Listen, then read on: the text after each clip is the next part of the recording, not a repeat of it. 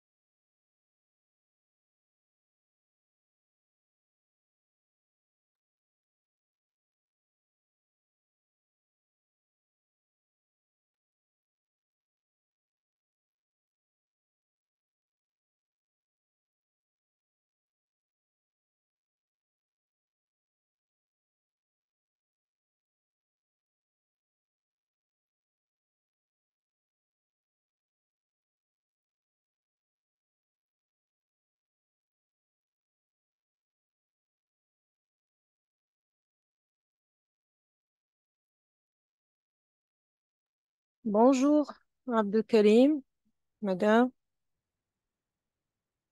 Bonjour. Bonjour, mademoiselle Malak.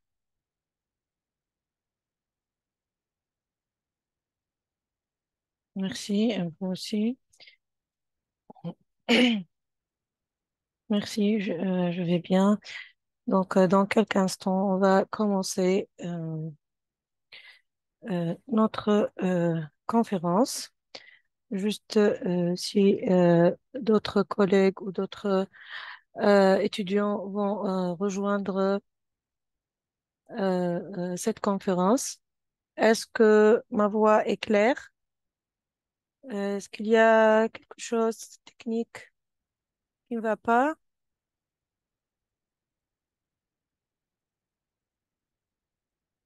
Oui. Abdelkarim. OK.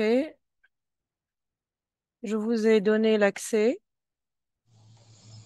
Ok, pas de problème, là, c'est bon. Il n'y a pas un OK, problème, là. très, très bien. Donc, je ne sais pas, juste un instant. Mademoiselle Malak, est-ce que je commence?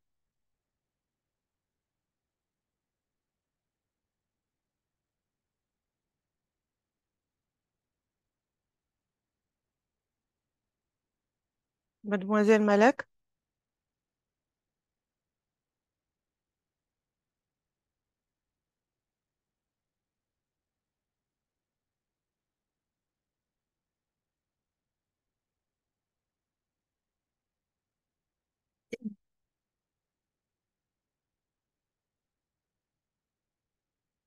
Juste un instant.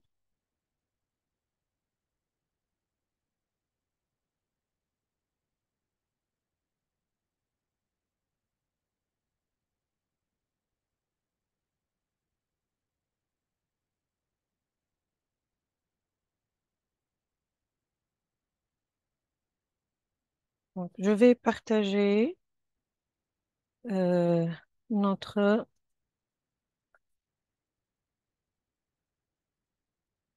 conférence.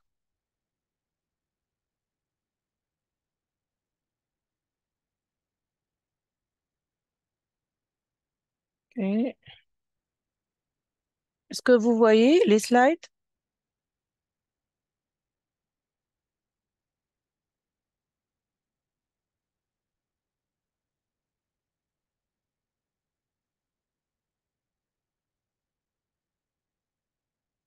Est-ce que vous voyez, Abdelkarim? Non, on voit rien du tout. J'ai partagé Maintenant, c'est bon. Ah, ok, très bien.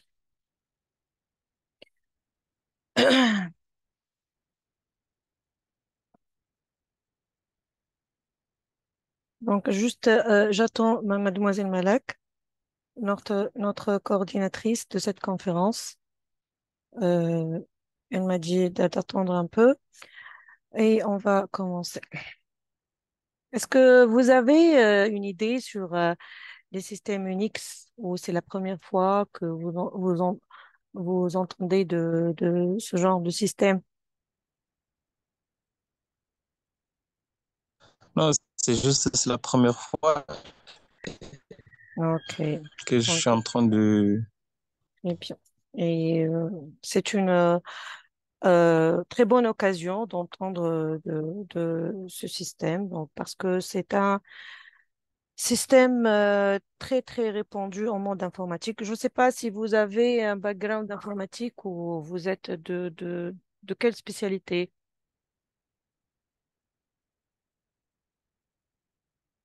dans Mid-Ocean. Vous étudiez quoi?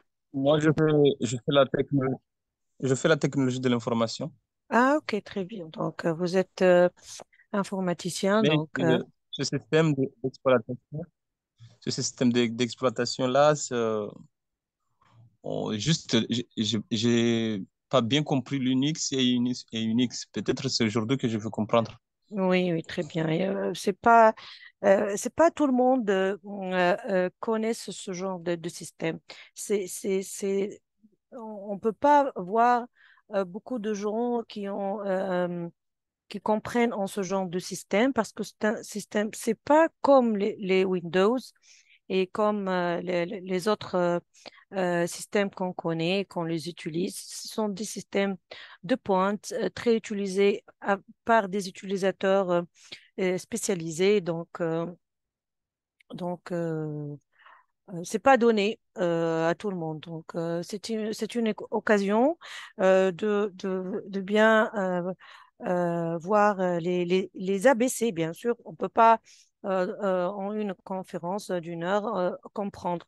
Mais au moins, vous allez comprendre la philosophie de ce système parce qu'il a une différente philosophie que d'autres systèmes d'exploitation.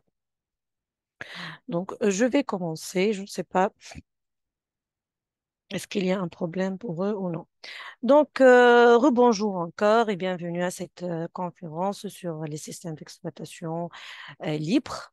On va comprendre après c'est quoi libre et notamment euh, euh, on va comprendre euh, et je vous ai dit je vous ai donné l'exemple de Unix et Linux et on va comprendre c'est quoi la différence entre ces deux systèmes d'exploitation qui sont des systèmes libres. On va comprendre cette philosophie de liberté, c'est quoi la liberté, c'est quoi les spécificités, les avantages d'utilisation de ce genre de système. Donc, en anglais, on parle du monde d'open source. Donc, c'est pas une traduction. Si en anglais, on dit free software ou bien open source. Donc, parfois, il y a une ambiguïté entre ces deux mots.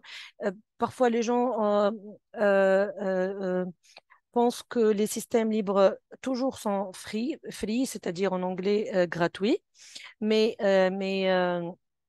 c'est pas ça. Donc, c'est pas nécessairement, c'est pas exclusivement free ou, euh, ou gratuit. Non, on va comprendre, c'est toute une philosophie de ce mot liberté ou bien open source. Donc, au cours de notre temps ensemble, on va explorer ce système d'Unix, l'histoire, les origines de ce système. qui est notamment plus ancien que le système Windows. On va aussi plonger sur les avantages pratiques de l'utilisation de ce genre de système. On va comprendre les fonctionnalités et aussi on va découvrir ensemble les évolutions futures utilisées pour ces systèmes. Pour cela, on va bien sûr suivre un plan structuré. Donc, ce plan, tout d'abord, dans la première partie, on va, comme je vous ai dit, parler d'origine. Il y a une histoire euh, très, très émouvante de ce genre de système. Il y a une philosophie, on parle de philosophie, d'Unix.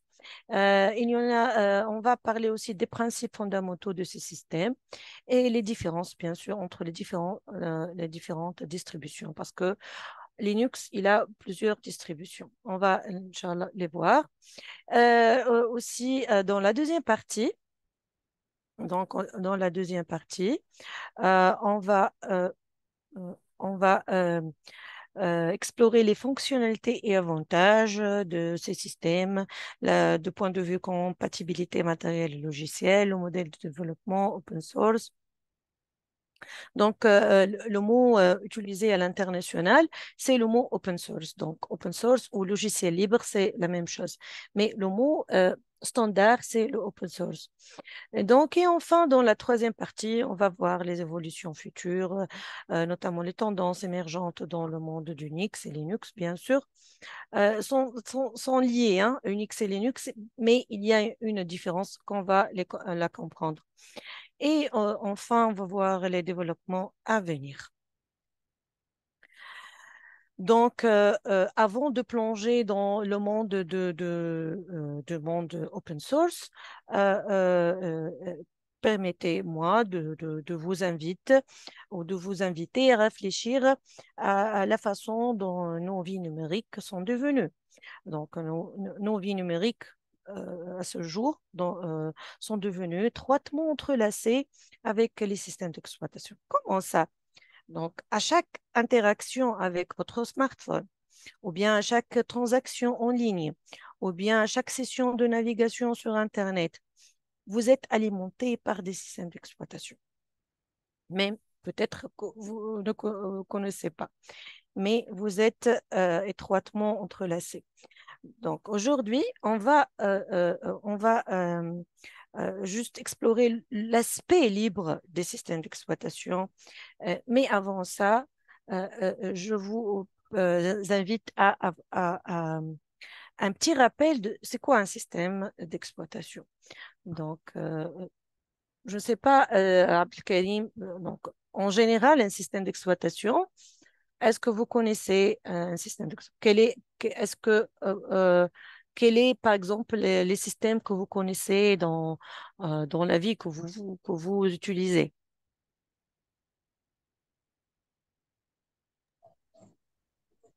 Je connais peut-être le Windows.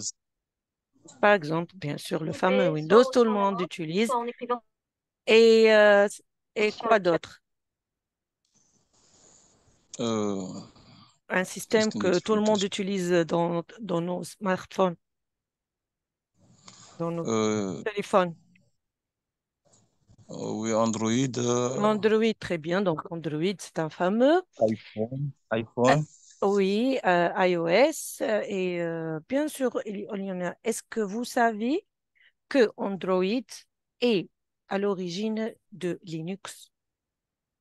Pas tout le monde connaît Non, cette information. Donc, je vous dis qu'Android est à l'origine de Linux. OK. On va y arriver. Donc, juste un petit rappel maintenant, un système d'exploitation ou ce qu'on appelle l'OS est le programme le plus important qui est chargé par la première fois sur votre ordinateur ou votre device comme smartphone ou tablette ou n'importe quoi. Le système d'exploitation est un logiciel système. Ce n'est pas un logiciel application de service. C'est un logiciel système. Si on enlève le système d'exploitation, on ne peut pas explorer le matériel, le hardware. On ne peut pas l'explorer. Donc, le système d'exploitation est est le cœur ou et le logiciel le plus important pour explorer tout ce qui est matériel. Aussi, la communication entre l'utilisateur et le système se déroule à l'aide d'un système d'exploitation. Ou bien la communication entre l'utilisateur et le hardware. C'est plus juste. Donc, vous ne pouvez pas utiliser, par exemple, un processeur si vous n'avez pas un système d'exploitation. Donc, il s'agit d'un logiciel spécialisé qui contrôle et surveille l'exécution de tous les programmes qui résident dans votre ordinateur, y compris les programmes d'application et d'autres logiciels système. C'est une définition générale pour tous les systèmes d'exploitation qu'on connaisse, hein. Donc, c'est une définition générique. Donc, un système d'exploitation, il est où dans les couches d'un ordinateur.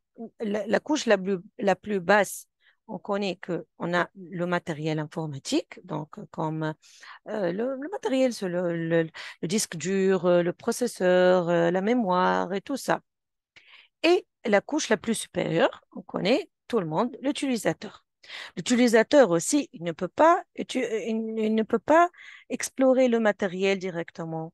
Il y a des applications et les applications sont coordonnées à partir du système d'exploitation. Donc, le système d'exploitation, c'est comme l'orchestra entre le matériel informatique, ou ce qu'on appelle le hardware, et le software. OK? Donc, on trouve la partie système d'exploitation ici. C'est en général. Donc, les systèmes d'exploitation les plus populaires. Donc, en fait, les systèmes d'exploitation, on peut les classer en trois classes. Desktop class, c'est-à-dire la classe des systèmes d'exploitation utilisés pour les ordinateurs, le Windows, comme par exemple le fameux Windows. Donc, tout le monde le connaît. L'OS X, l'Unix et Linux, qu'on va aujourd'hui l'explorer. Le Chrome OS. Et la deuxième classe, c'est la classe serveur ou bien server class. En tout, on connaît que les serveurs, ce sont des super calculateurs ou de super machines. Ils ne sont pas des ordinateurs normaux. Ils sont des machines très, très puissantes. Donc, ils n'utilisent pas les systèmes d'exploitation comme pour les desktops. Donc, c'est pour ça qu'on trouve des systèmes d'exploitation réservés aux serveurs comme Windows Server, Mac OS X Server et Unix Linux. Il y a des distributions réservées pour les serveurs. Et vous allez être surpris que la plupart des serveurs au monde, surtout utilisés pour les réseaux, pour peut-être les ministres de défense, les ministères de défense, tout ce qui est critique pour des solutions critiques, on utilise les serveurs Unix, Linux. Vous allez voir pourquoi, parce que c'est un système d'exploitation très, très sécurisé, stable et il a beaucoup d'avantages. La troisième classe, la classe des systèmes d'exploitation réservé au mobile. Donc, comme vous avez cité déjà Abdelkarim, bienvenue Ahmada, Abdelraouf. Donc, euh, donc, la troisième classe, c'est la classe réservée au mobile. Donc, comme le fameux Android, le iOS réservé pour l'iPhone et le Windows Phone aussi. Donc, ce sont les systèmes d'exploitation les plus populaires. Aujourd'hui, on va s'intéresser au système d'exploitation libre. On va voir c'est quoi cette liberté. Donc, ils sont les plus fameux, même que pas tout le monde le connaisse. Il est fameux dans la communauté informatique, il est fameux dans la communauté des développeurs, des utilisateurs très euh, passionnés par le développement et l'informatique. Comment ça a commencé l'histoire de ce fameux Linux ou bien Linux? On va commencer par Unix parce que Unix, l'origine, c'est Unix. Après, on va comprendre quand est arrivé Linux. En fait, voici ce schéma. Donc, c'est commencé ici, en 1900 à peu près 70, et c'est exactement en 1968. Donc, dans les laboratoires Bell, AT&T, il y a le fameux Dennis Ritchie. C'est très fameux dans le monde informatique. Il a créé le langage C. C'est lui qui a écrit le langage C. Et est-ce que vous connaissez que le système d'exploitation Unix est écrit en langage C? Donc, le système d'exploitation Unix est écrit en langage C. Donc, vous voyez, et le langage C, et c'est un langage qui est très puissant. Donc, ce fameux Dennis Ritchie qui a créé le langage C, il a commencé, après qu'il a écrit le langage C, il a créé le langage C, il a commencé à implémenter un OS portable. C'est dans ces laboratoires qu'a commencé l'écriture du premier système d'exploitation Unix. Parce qu'avant, Unix était des systèmes réservés à des machines bien spécifiques et qui n'ont pas standardisé. Donc, Unix, c'est quoi? C'est l'abréviation de Uniplexed Information and Computer Servers. Donc, c'est ça, chaque lettre, c'est l'abréviation de Uniplexed Information and Computer Service. Donc, tout d'abord, donc, c'est écrit le système d'exploitation Unix, qui était un système dès le début multitâche. C'était une chose très importante à cette époque. Multitâche et multi-utilisateur réputé par sa stabilité. Donc, sa stabilité, jusqu'à aujourd'hui, depuis sa création jusqu'à aujourd'hui, c'est la chose la plus importante pour ce genre de système d'exploitation. Après, en 1982, le fameux Richard Stallman crée, donc ces deux gens, Ritchie et Richard Stallman, sont des gens très fameux en monde informatique et dans le monde des développeurs. Donc, Richard Stallman crée la Free Software Foundation. C'est une foundation très réputée dans le monde informatique. Et la notion de logiciel libre a commencé à cette époque. Donc ici, à cette époque, avec Richard Stallman a commencé la philosophie de la liberté. C'est quoi cette philosophie? Et il a commencé à créer le projet GNU. Donc, le projet GNU, c'est quoi? C'est c'est un, c'est un projet de créer un système d'exploitation, mais à cette époque, il a juste créé euh, euh, euh, les éditeurs, la bibliothèque, plusieurs choses, mais le cœur du système d'exploitation n'était pas créé. Donc, le kernel, le mot technique, c'est le kernel. Le kernel, c'est le noyau, parce que chaque système d'exploitation a un noyau et a les librairies et d'autres couches. Mais le cœur du système d'exploitation, c'est le noyau. À cette époque, Richard Stallman, il a créé le projet GNU, qui était un système Unix, mais qui n'a pas de noyau. Donc, on est ici. Il a créé cette Free Software Foundation et la notion de logiciel libre a commencé. On va comprendre c'est quoi la liberté, on va comprendre petit à petit.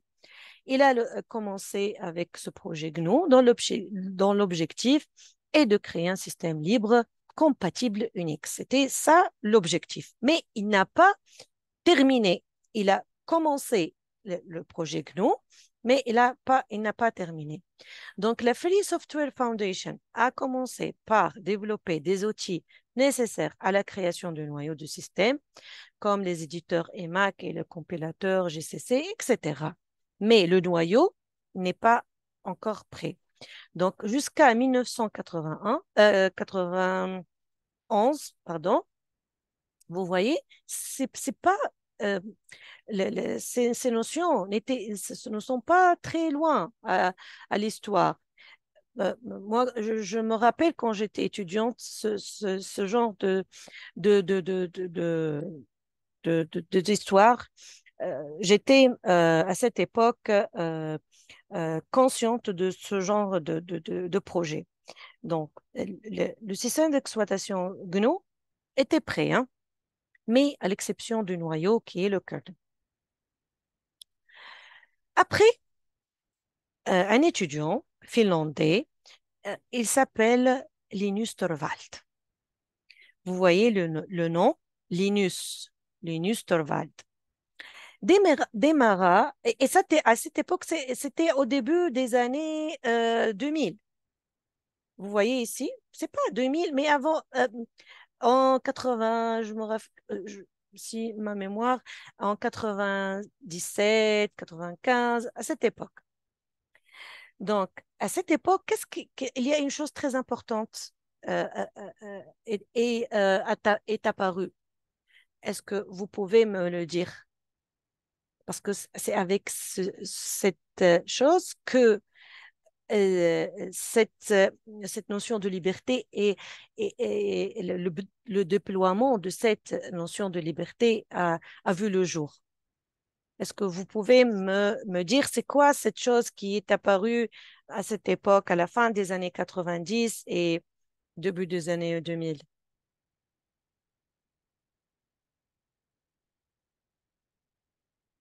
Abdelkarim ou Ahmed, pouvez me rappeler qu'est-ce qui est à cette époque? C'est l'apparition de l'Internet. L'Internet, à cette époque, est apparu. Et avec l'Internet, que les choses sont devenues plus en plus déployées. Donc, Linus Torvalds démarra l'écriture d'un noyau. Donc, il a pris le projet GNU et il veut écrire un noyau. Il a commencé, mais il n'a pas fini tout seul. Il a mis sur un forum de discussion. À l'époque, on discute sur des forums de discussion en demandant à d'autres développeurs de l'aider afin de l'améliorer. Et c'est ainsi que le phénomène Linux débuta.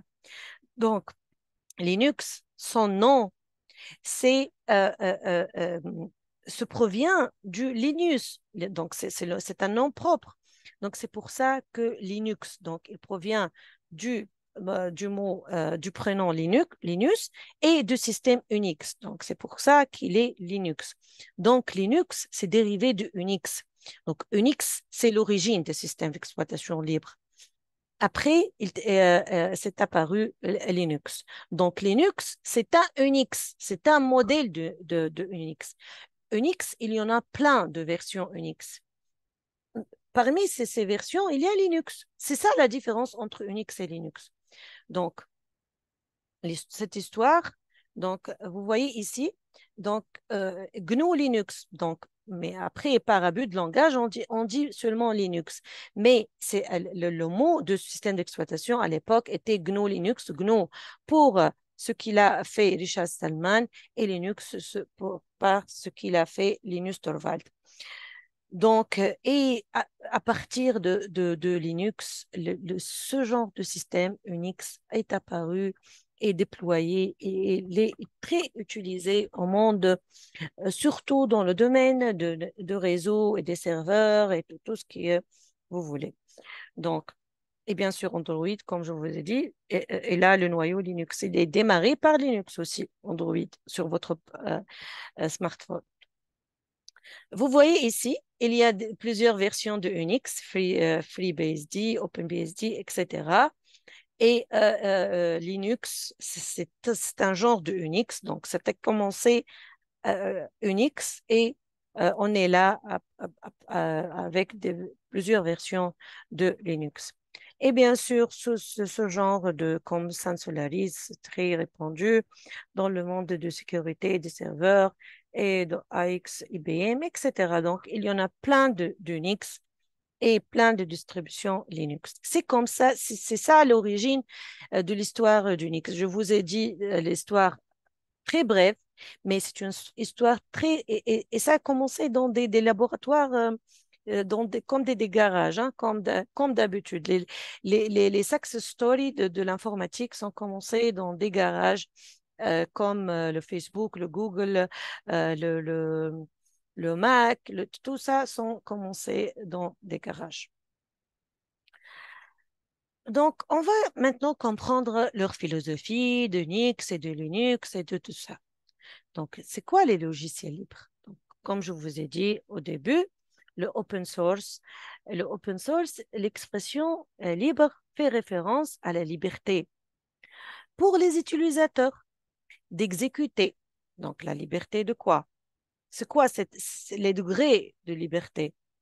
La liberté d'exécuter, la liberté de copier, la liberté de distribuer, d'étudier, de modifier, d'améliorer le logiciel. Donc, la liberté, ça nous donne plusieurs choses.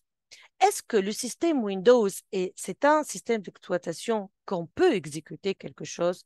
Est-ce qu'on peut, dans un système de Windows, copier, distribuer, améliorer? Et même, on ne connaît pas, personne ne connaît Windows, avec quel langage de programmation est écrit.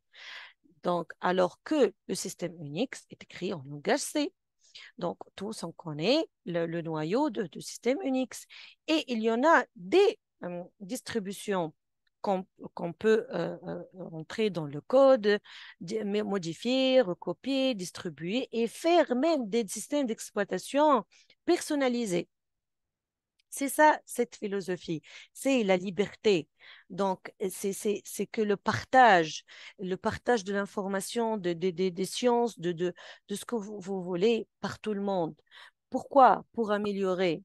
Et c'est pourquoi le système d'exploitation, il est plus stable et plus sûr, et plus sécurisé et plus fort que les autres systèmes d'exploitation dans le marché. Même que le Windows est très réputé par tout le monde parce qu'il est utilisé par tout le monde, mais Unix, il est utilisé par des gens qui ont des connaissances très, très approfondies en informatique. Et même l'installation, parfois, je me rappelle quand j'étais étudiante, l'installation de Unix, n'est pas facile. Mais maintenant, avec l'évolution, ça devient facile et ça devient très, très... tout le monde peut l'utiliser. Donc, c'est ça la philosophie, c'est la liberté d'exécuter, la liberté d'étudier le fonctionnement, d'adapter à vos besoins, la liberté de redistribuer et tout ça. Donc, c'est ça la philosophie d'Unix. Donc, et bien sûr, les logiciels libres, ils n'ont pas seulement les systèmes d'exploitation. On peut avoir plusieurs applications ou logiciels libres. La liberté, c'est pas limité au système d'exploitation, hein, mais on parle des systèmes d'exploitation libres. Et on peut parler aussi des logiciels libres pour n'importe quelle application. On peut avoir des logiciels libres. Donc, en fait, un programme est un logiciel libre si tous les utilisateurs ont toutes ces libertés.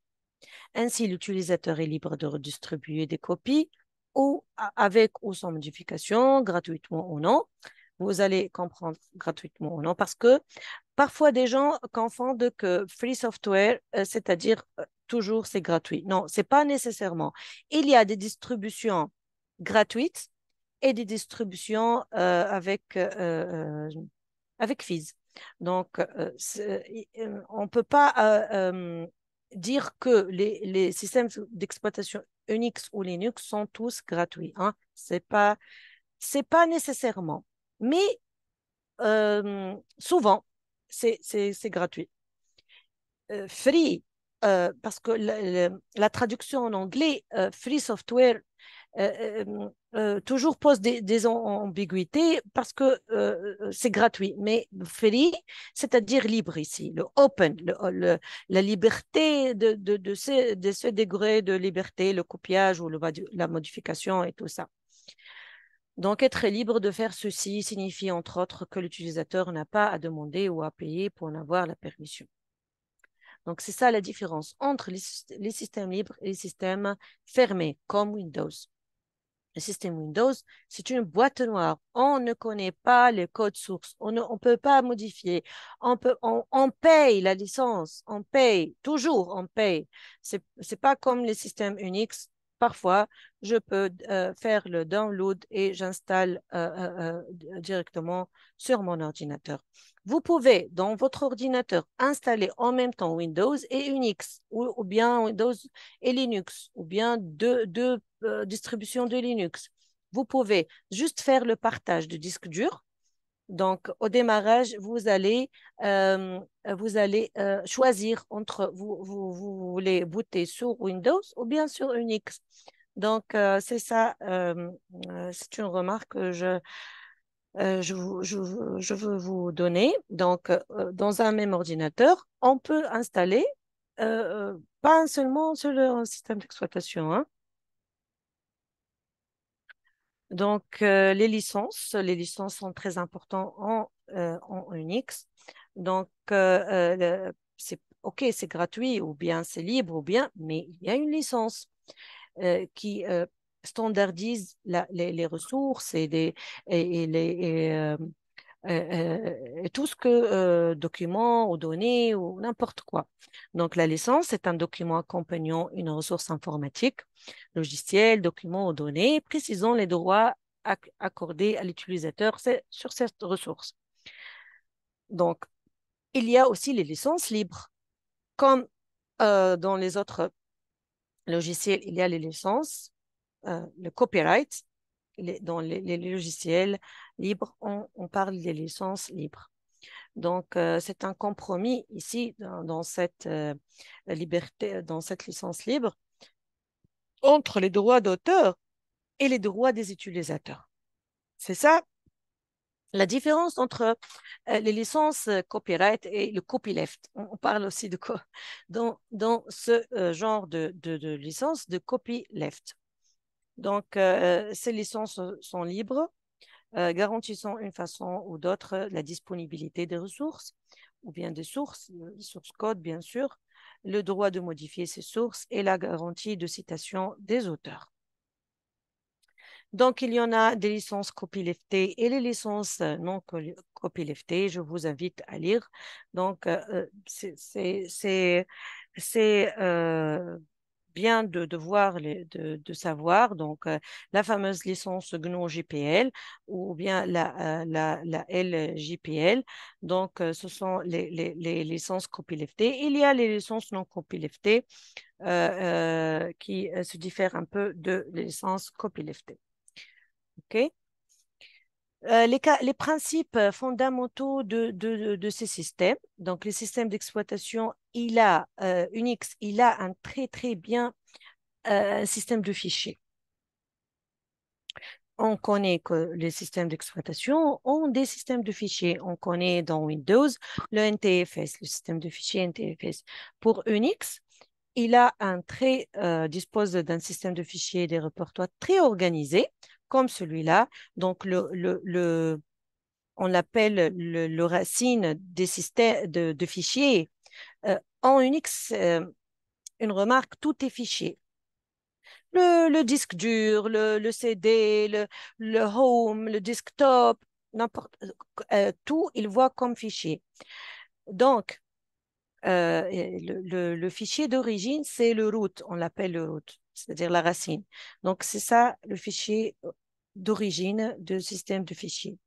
Et après, on trouve Home comme le desktop en Windows. On trouve tout ce qui est nécessaire, le etc, le lib, tout ce qui est librairie, etc. sont les fichiers. Donc, une arborescence hiérarchique de systèmes de fichiers. Une chose très importante en Unix qui caractérise les systèmes Unix, c'est la console. C'est quoi la console? C'est ça. C'est comme en Windows, en MS-DOS, c'est que le CMD, le commande, comment on l'appelle, un vide de commande. Est-ce que vous connaissez l'invite de commande en Windows? C'est la partie, c'est comme un terminal ou une console noire et on écrit des commandes. Est-ce que vous connaissez ceci? La chose la plus importante en Unix, c'est l'utilisation de terminal, c'est-à-dire cette vous voulez console. Tout on peut le faire à l'aide de commandes. Avant, le système de Unix, il n'y a pas d'interfaçage, il n'y a pas de convivialité d'interfaçage. C'est pas comme Windows, honnêtement. Avant, hein, il n'était pas convivial. Maintenant, c'est comme Windows, il a des interfaces et tout ça. Mais, mais on utilise l'invite de commande, ceci, le terminal. Je vais vous faire un partage de mon ordinateur. Deux exemples pour comprendre.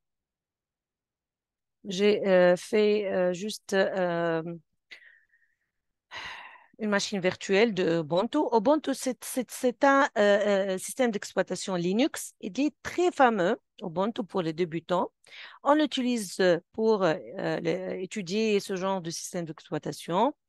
Donc, vous voyez, interface normale comme Windows. Vous trouvez le Firefox web browser comme le Google Chrome, tous les services ici, les applications comme OpenOffice. OpenOffice, c'est comme l'Office en Windows, mais il est libre. On peut trouver calculatrice, n'importe quoi, n'importe quel service que vous voulez. Et parmi ces services, le terminal. Ce terminal, tous qui connaissent Unix ou Linux doivent savoir cette terminal. Est-ce que vous voyez? Vous voyez tout d'abord ce que j'ai partagé. Oui, on le voit. Très bien.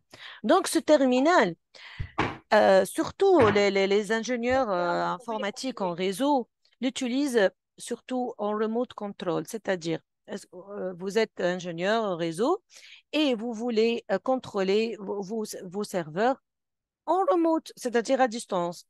Donc, tous à l'aide de l'invite de commande. Par exemple, n'importe quelle chose, on peut la faire en invite de commande. Par exemple, je veux créer un fichier ou un directory, c'est-à-dire répertoire. Donc, la commande mkdir et je vais l'appeler dir, par exemple. Hein. Donc, ça va, mon directory était créé à l'aide de cette commande. Mais une chose, il faut apprendre toutes les commandes pour pouvoir les utiliser. Je vais faire ls pour me donner la liste des fichiers ou des répertoires dans mon home. Vous voyez ici, il y a dire que je viens de le créer. Donc, au lieu de faire bouton droit comme en Windows, tout on peut le faire à l'aide de l'invite de commande. Je veux par exemple rename ce fichier à l'aide de la commande nv dir par exemple. Je vais la changer de nom IDR par exemple. Hein. Donc, je vais faire ls encore une fois. Il me donne, oui, IDR. Voici ce que je viens de le changer.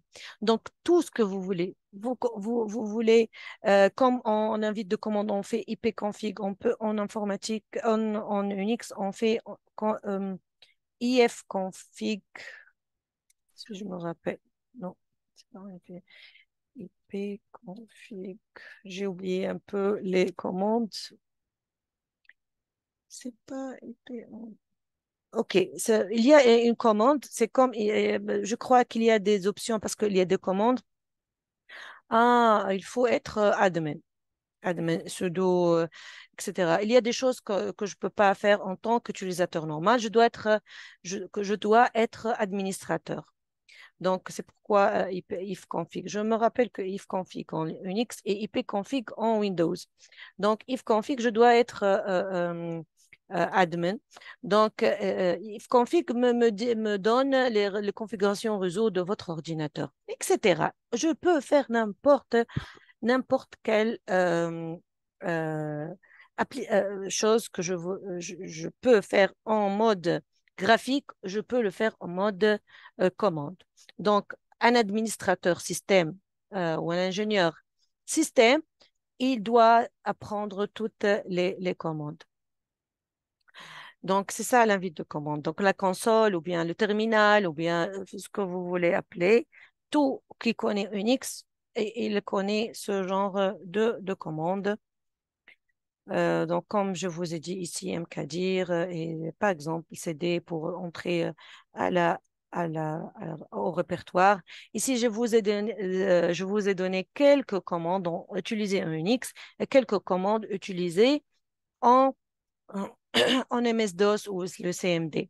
Donc, LS, comme je vous ai déjà donné, Display List of Files, donc vous donne la liste des fichiers. C'est en analogie avec le MS-DOS, dire 4 pour Display Contents of File, vous donne le contenu d'un fichier. Compare Files, par exemple en Unix diff et en MS-DOS comp.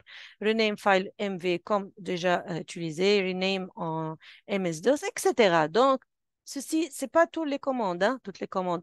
Il y en a plein de commandes. Avec l'expérience, avec l'utilisation, vous les apprenez. Donc, on passe maintenant aux distributions Linux. Peut-être je parle trop vite parce que je veux vous donner le maximum. Parce que le monde de Unix, c'est pas, on peut pas le donner en 1 heure. C'est toute une matière. Je l'ai donné en un semestre avant. Et donc, il y en a plein de choses à dire concernant ce genre de système d'exploitation. Est-ce que vous avez des questions tout d'abord? Est-ce que vous Donc, avez des pour ceux questions? qui ont des questions, vous pouvez, s'il vous plaît, soit lever la main, soit les faire sur le chat. Jusqu'à maintenant, est-ce que vous avez des questions? Est-ce que c'est clair? Est-ce que vous avez appris quelque chose de nouveau? Est-ce que tout est clair? Ahmada? Oui, Ahmed. Ahmada Salomaya, la parole est à vous. Oui, on a appris quelque chose de nouveau, mais je voulais savoir, lorsque vous nous avez dit qu'on peut installer les deux systèmes d'exploitation, Oui, on peut le Windows et installer Linux. deux systèmes. Mais il faut bien sûr que votre ordinateur a assez de mémoire, a assez de disque dur. Il y a le minimum, par exemple, surtout les versions. euh, euh, mais je faisais, et c'est une bonne question parce que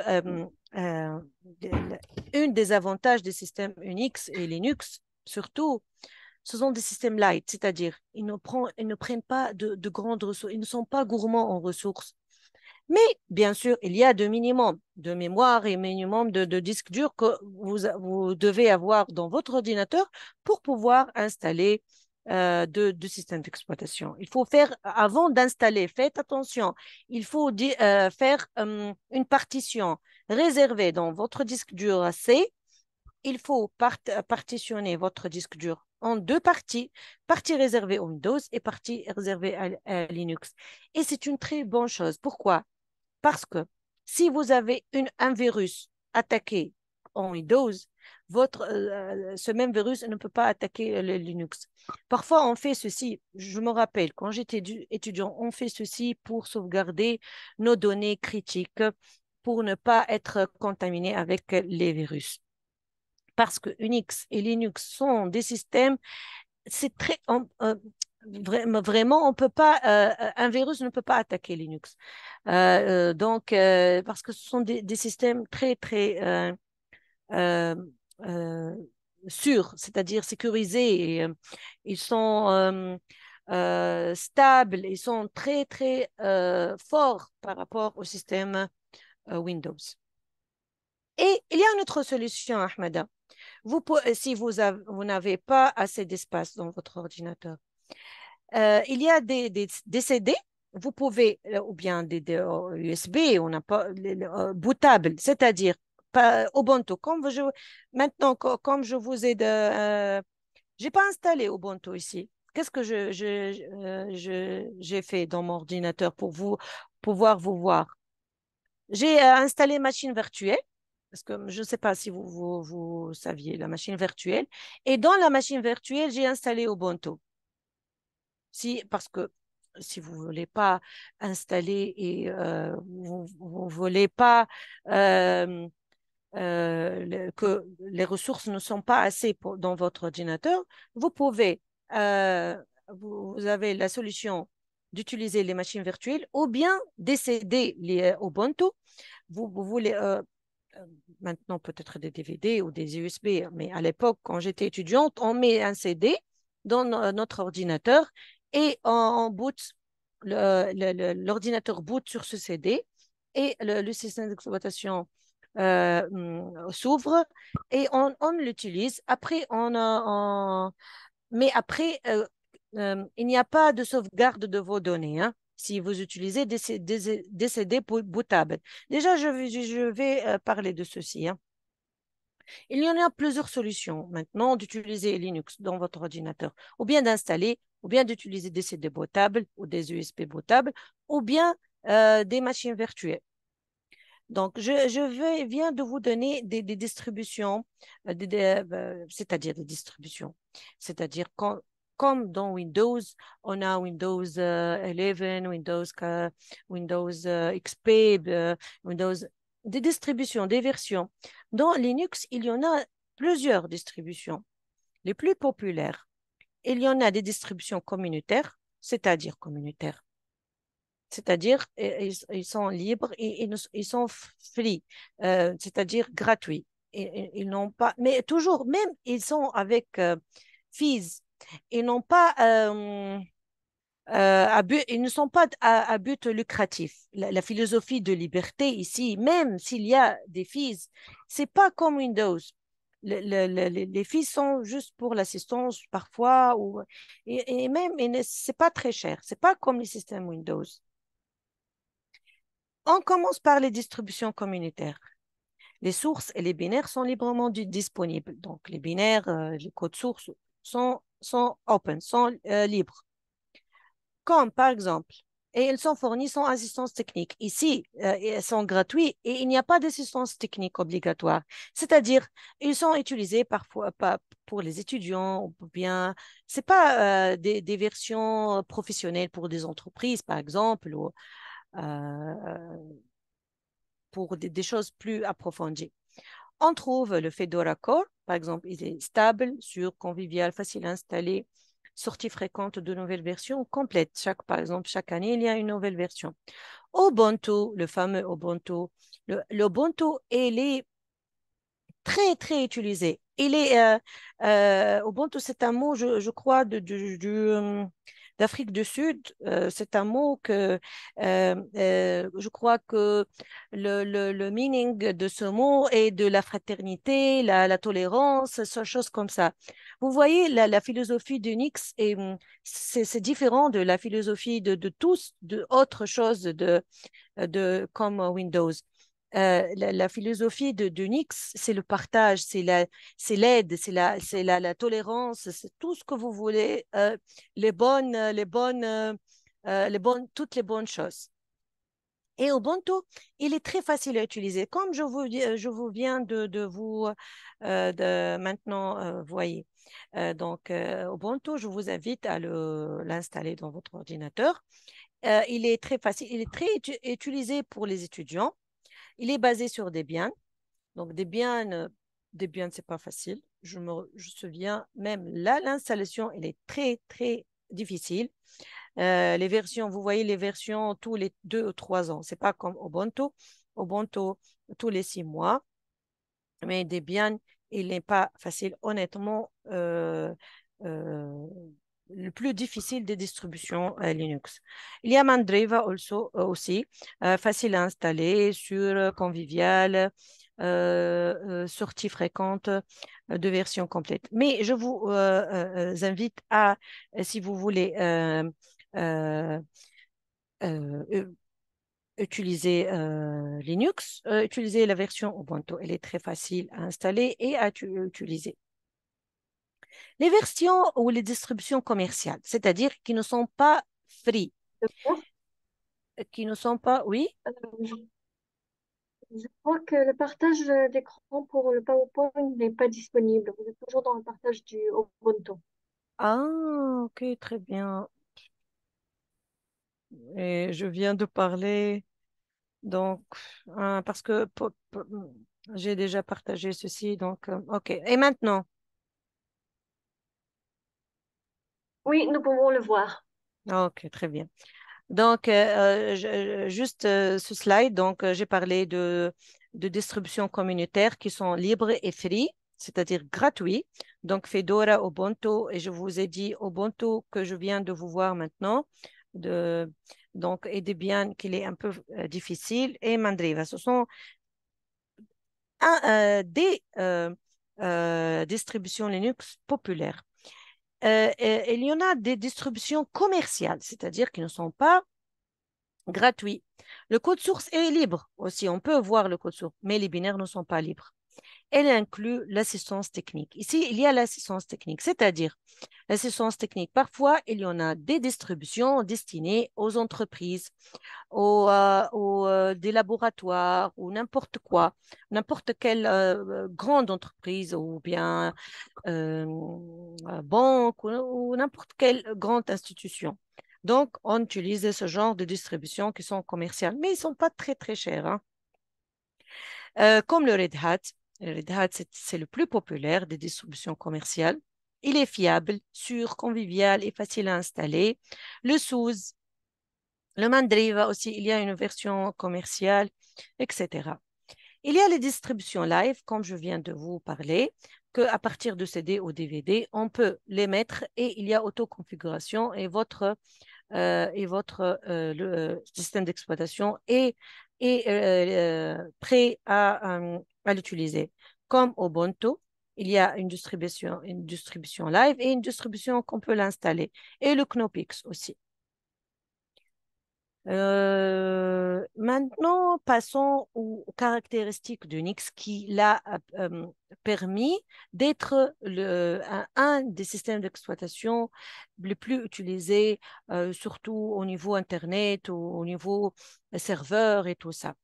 Donc, la portabilité, une des choses très importantes en informatique, c'est-à-dire la portabilité qu'on peut l'installer sur n'importe quel type de plateforme matérielle. Donc, Unix, dès le début, il est portable.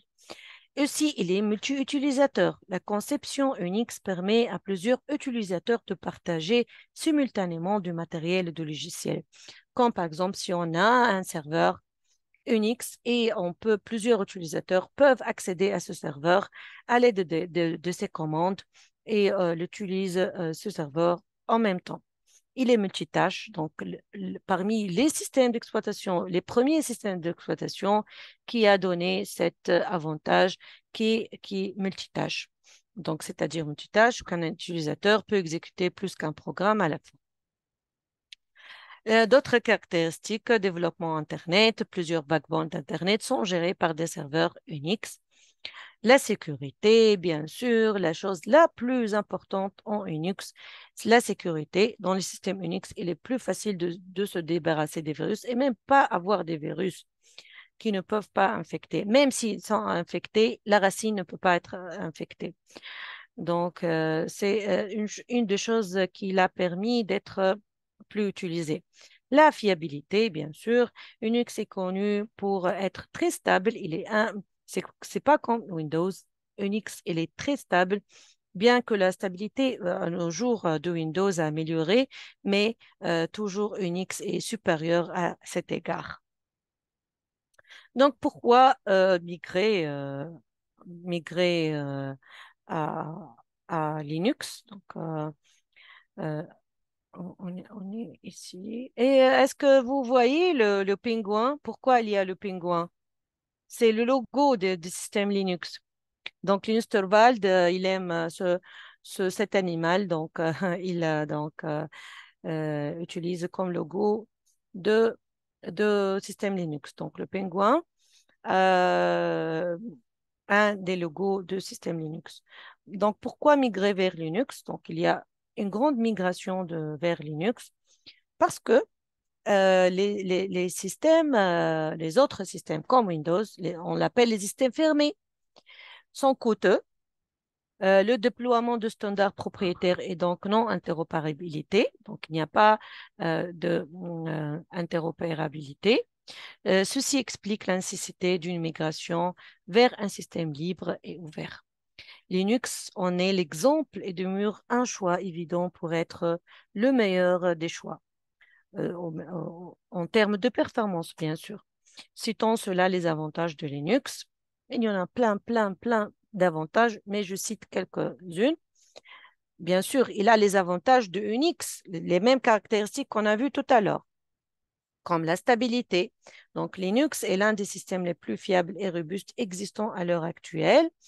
Les quatre, bien sûr, degrés de liberté. Donc, c'est un avantage de modifier, de comprendre, de diffuser, ce qui permet à tout corriger les erreurs.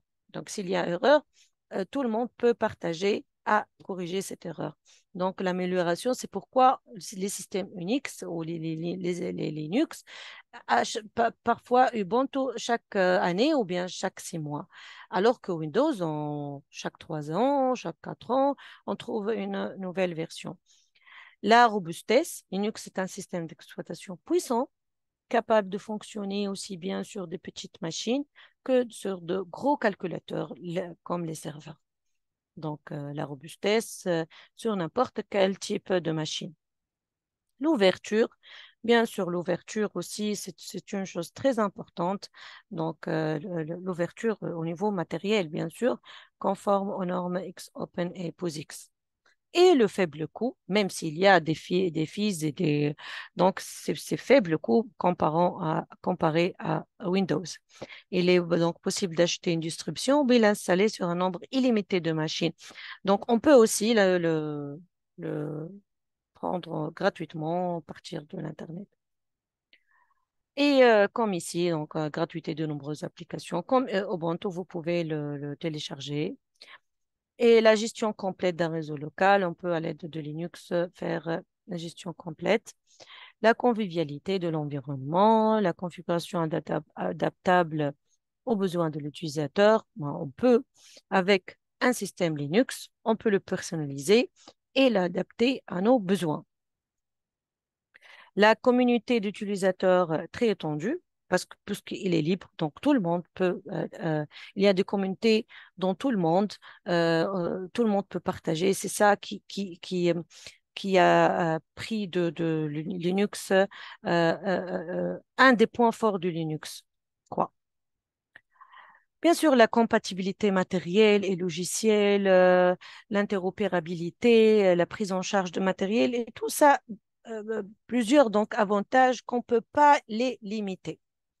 La rapidité de développement, l'innovation, la transparence et tout ça. Donc, les systèmes d'exploitation libre offrent une alternative avantageuse aux systèmes propriétaires, c'est-à-dire propriétaires comme Windows, particulièrement en termes de coût, bien sûr. La première des choses, le coût, la flexibilité, la sécurité et l'innovation grâce à la collaboration communautaire, parce que tout le monde peut partager. Il continue de gagner en popularité et en adoption dans de nombreux secteurs, y compris les infrastructures critiques et les entreprises. Est-ce que vous connaissez qu'il y a des pays maintenant, comme la Russie, la Chine et l'Inde, vous voyez, parmi les pays les plus puissants économiquement dans le monde, qui utilisent les systèmes Linux dans, par exemple, les ministères de défense, par exemple, et plusieurs entreprises étatiques. Parce que ça empêche les attaques, les attaques plus sécurité, moins coûts et plusieurs autres choses euh, comme spécialement la sécurité. Donc, la Russie a Astra Linux, je crois, et l'Inde, maintenant, elle parle de Bharat OS. Donc, vous voyez que Linux, c'est une chose qui a une très, très grande importance en domaine de l'informatique et bien sûr, il est utilisé dans plusieurs secteurs. Hein. Malheureusement, le temps est fini, donc je vous invite de finir la troisième partie, l'évolution future. Donc, bien sûr, Linux ne cesse pas d'évoluer et de s'adapter à l'évolution du nouveau hardware et ceci, les tendances émergentes, donc progrès dans le matériel et surtout dans le domaine IoT dans tous les domaines que vous voulez.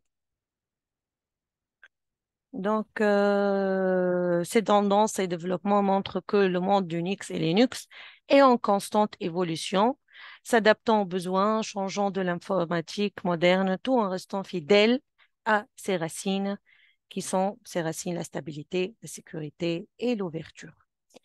Donc, c'est un bref histoire de les systèmes d'exploitation Unix et Linux. J'espère que vous avez au moins compris la différence entre Unix et Linux. Vous avez compris la différence entre les systèmes libres et les systèmes fermés.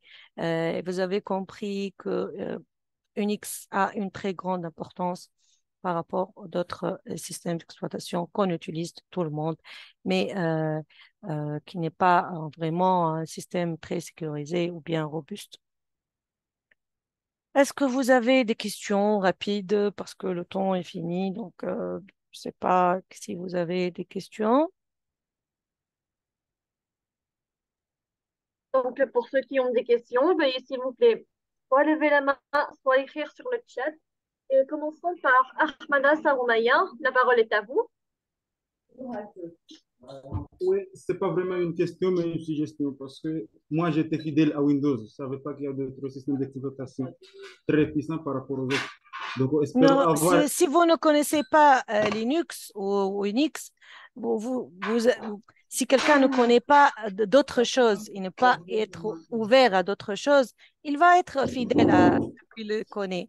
Mais je vous invite à connaître d'autres choses et vous êtes ouvert à apprendre d'autres technologies et d'autres choses qui sont très, très, très puissants. Et comme je vous ai dit, des pays comme la Russie et l'Inde et la Chine utilisent des systèmes d'exploitation, ils ont personnalisé des systèmes d'exploitation, ils ont donné des noms à ces systèmes d'exploitation comme Bharat OS en Inde. C'est-à-dire, c'est une chose très importante. Vous voyez, je vous invite à apprendre ce genre de système parce que c'est puissant. Oui, oui, et espérons avoir un autre séminaire sur ça. Je crois qu'il y a une matière de système d'exploitation la prochaine semestre. Si il y a peut-être je vous enseigne parce qu'on ne peut pas, comme je vous ai dit, on ne peut pas apprendre quelque chose en 1 heure ou 2 heures ou 3 heures. C'est une expérience. Moi, j'ai appris Linux. J'ai travaillé en tant qu'ingénieur dans plusieurs sociétés et j'ai enseigné Linux peut-être 6 ans, 8 ans, j'ai oublié honnêtement exactement combien d'années, j'ai enseigné Linux. Et j'étais membre de communauté Linux quand j'étais étudiante à l'université et j'ai assisté à plusieurs conférences pour apprendre Linux. C'est pas donné. Linux, on peut pas l'apprendre euh, c'est pas donné à tout le monde. C'est pas les utilisateurs doivent être de background informatique plutôt. Mais à nos jours, ça devient plus facile qu'avant. Je me souviens avant qui était très difficile. Mais maintenant, je vois les distributions sont devenues plus conviviales et assez faciles à utiliser. C'est pas comme avant. Mais il faut apprendre les commandes, il faut apprendre surtout si vous allez travailler en réseau, il y a des choses très importantes en réseau qu'il faut apprendre. C'est pas en une seule conférence, hein, honnêtement. Il faut l'étudier.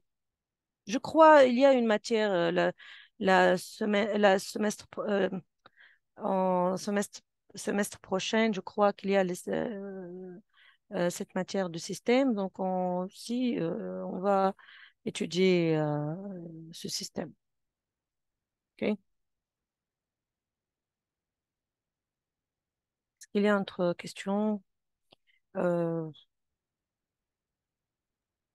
Parfait. Donc, pour ceux qui ont des questions, veuillez s'il vous plaît soit lever la main, soit l'écrire sur le chat. Est-ce que au moins vous avez appris quelque chose? Est-ce que vous avez appris au moins la différence entre Unix et Linux? Parce que toujours il y a une ambiguïté en ceci. Est-ce que vous avez appris quelque chose? Vous pouvez l'écrire sur le chat ou lever la main. Donc Linux, c'est un Unix. Donc Unix, c'est l'origine. Linux, c'est une distribution de Unix, hein.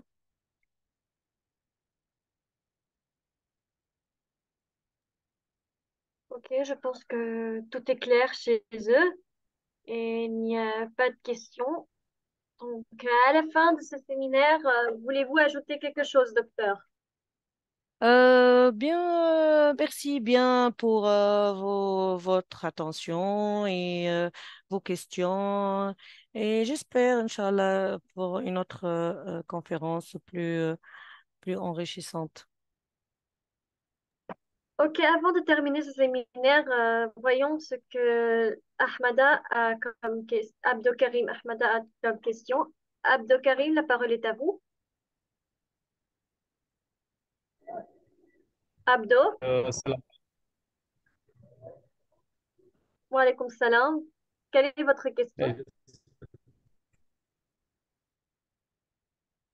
Et vous allez bien. Il faut m'excuser parce que j'ai pas eu le temps de tout entendre la réunion parce que ici il y a un Mhm. problème de connexion.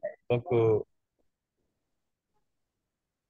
Je peux, si vous voulez, envoyer le lien. Je ne sais pas, Mademoiselle Malak, est-ce que vous pouvez j'ai pas assez partager? Le trop vu séminaire et j'ai est pas en tout compris toute cas la enregistré. réunion.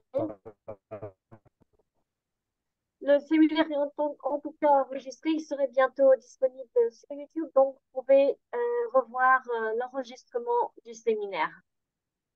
Très bien. Donc, vous pouvez Donc, voir l'enregistrement. ok, il y a d'autres questions? Ahmed Saïd, la parole est à vous. Oui, bonjour. Je voudrais savoir, puisque normalement il y a beaucoup de distributeurs, de distribution de Linux, Mhm. est-ce qu'il y a un distributeur parmi eux qui sont meilleurs par rapport aux autres? Et la deuxième question, quelle est la différence entre Linux et Windows, le système d'exploitation Windows? On a parlé déjà de la différence. La grande différence, c'est que Windows est un système fermé et je crois que vous êtes arrivé tard, hein. Et le Oui. système Linux, c'est un système d'exploitation ouvert. Il a la liberté la notion de liberté. Il a une grande philosophie de pouvoir modifier, euh, recopier, distribuer, etc. Donc, c'est ça. Windows est fermé et l'autre c'est ouvert. Oui, il y a des versions, comme je vous ai dit, il y a des versions plus faciles. Par exemple, vu qu'en tant qu'étudiant, vous allez travailler avec Ubuntu. C'est plus facile. Ubuntu, elle est utilisée pour les beginners, les débutants et les étudiants. On travaille avec Ubuntu. Si vous êtes entreprise et vous avez besoin de plusieurs spécifications ou applications, on travaille avec Red Hat, par exemple, Enterprise. Donc, c'est une version professionnelle. Donc, ça dépend de votre besoin, mais en tant qu'étudiant, il est préférable d'utiliser Ubuntu. Vous pouvez maintenant le télécharger, vous pouvez l'installer. Installer, c'est pas comme un logiciel, hein. Si vous allez installer Ubuntu comme système d'exploitation, vous allez faire une partition de disque dur et avec Windows. Ou bien vous allez enlever Windows et installer Ubuntu. Ou bien vous pouvez utiliser avec la machine virtuelle. Faites attention, il faut faire une petite recherche pour pouvoir installer Ubuntu. C'est pas un logiciel qu'on installe comme tous les logiciels. C'est un système d'exploitation qui prend les ressources matérielles de l'ordinateur pour pouvoir être démarré, hein. Ah, ok. Ok, très bien. Super. Donc, y a-t-il d'autres questions?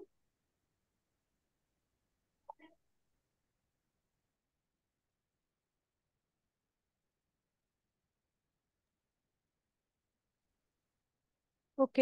Donc, Ahmed Saïd, la parole est à vous. Oh, Euh, pardon. Oui, concernant encore le Ubuntu, puisque normalement sur Windows, il y a le serveur Windows. Est-ce que dans Ubuntu, dans Linux, il y a encore des serveurs Linux où on peut utiliser Linux en Bien tant sûr. que serveur et... Bien sûr, on a parlé déjà, Ahmed, parce que vous avez entré à cette conférence tard. Bien sûr, parmi les choses les plus fortes du Unix, c'est que l'utilisation dans les serveurs. Il y a des versions serveurs Unix, bien sûr, bien sûr. Je vous invite de revoir la conférence et vous allez comprendre. Parce que Il y a les réponses à je me suis toutes vos trompé questions. sur l'heure, puisque c'était marqué 17 heures. 17 heures d'Arabie Saoudite, alors que c'est Je ne sais peut-être... pas, 17 Oui. heures. Non, c'est à 4 heures. Donc, c'est euh, 16 heures. C'est à 16 heures, la conférence. Hmm. Euh, donc, veuillez s'il vous plaît pour toutes sortes de questions concernant le séminaire ou bien les points dont docteur Bouchra vient de parler. Veuillez s'il vous plaît le revoir pendant l'enregistrement. Y a-t-il d'autres questions?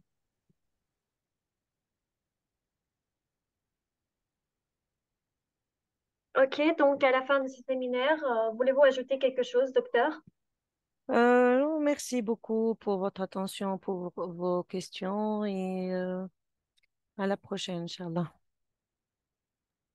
Donc, merci infiniment à vous, docteur, pour ce séminaire qui est totalement efficace et dont j'ai découvert un nouveau système pour les ordinateurs qui est Unix et Linux, le petit envoi. Très bien. Euh, pour ceux qui n'ont Pour ceux qui n'ont jusqu'à maintenant pas inscrit au formulaire, veuillez s'il vous plaît vous inscrire au formulaire pour recevoir votre certificat de participation à la fin du séminaire. Vous pouvez également suivre les dernières actualités de l'université sur le compte officiel de l'université sur Facebook pour être au courant des dernières nouveautés et actualités concernant les séminaires, formations, ateliers et également l'inscription au programme d'études de l'université où vous pouvez suivre le groupe WhatsApp des activités étudiants de l'université. Merci beaucoup et nous nous verrons, Inch'Allah, à la prochaine fois ou bien demain avec Dr. Soraya Berkia, intelligence émotionnelle à 17 heures. Merci à vous tous. Mm. Pardon, à 18 heures. Merci à vous tous et nous vous souhaitons une excellente soirée. Merci à vous aussi.